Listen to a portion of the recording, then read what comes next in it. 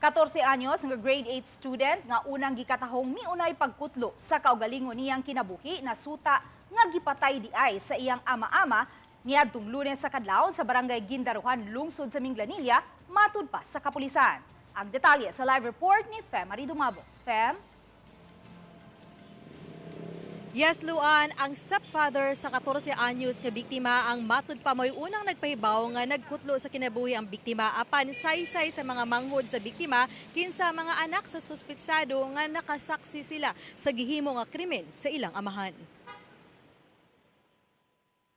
Hustisya ang panawagan ni 36 anyos nga inahan sa biktima ug nanawagan sa kanhiniya kapuyo nga si alias Romnick nga motahan na sa iyang kaugalingon. Human nga kining biktimang si John Eric Bedro, 14 anyos, grade 8 student, ang napalga na lang matud pa sa iyang stepfather ni adtong Lunes sa kadlawon, Agosto 24. Dinhin ining kalibunan sa barangay Gindaruhan, lungsod sa Minglanilla. Pipila ka metros gikan sa ilang panimay. Nakitaan nga wala na kinabuhi ang biktima, naghigot matud pa siyang liog. Gidali pa matud kini pagkuha siyang stepfather ang lawas sa biktima o gisulod sa ilang balay. Hinungdan nga wala na sa crime scene ang lawas sa biktima sa dihang miabot ang mga pulis. Permiro pag mata ko no niya wala na kuno ang bata. Dayon ang iyang gisugo si kani akong ikaduhang laki ipapangita nga to ang bata sa kompyuteran. Ni syagit gud kuno siya diri nga ini siya nga abet naaman diri imong kuya di ay naghikog.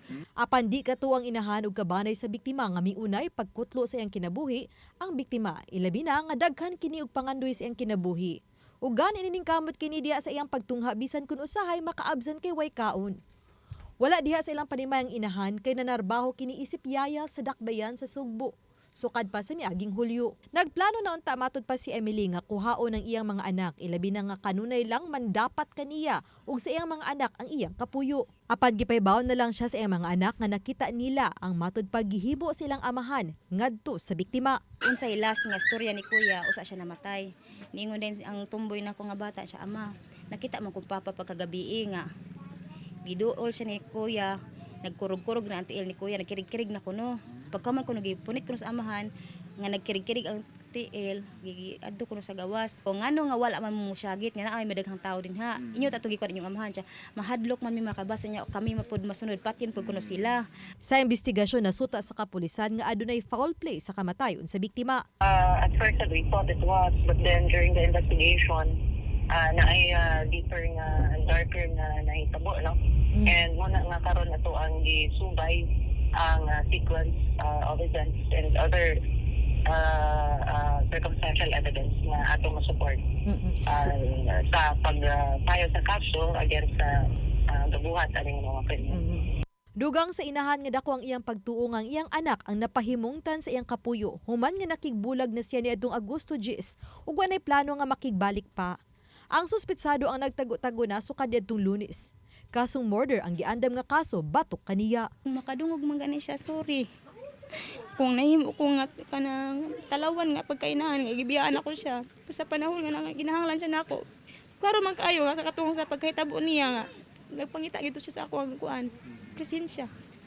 Nya usaon mga wala ko ato dinhi. Ikaw ug asa man ka gibutang sa Ginoo karon konsensya na nimo nga imong gipatay ang akong anak. Ako jud pagitaan og hustisya ang akong anak.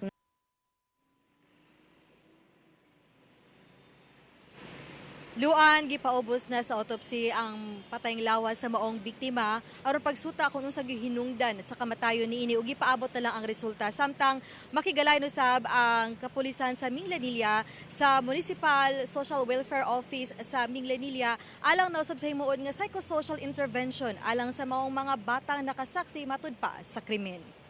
Luan, Daghang salamat, Fem Marie Dumabo.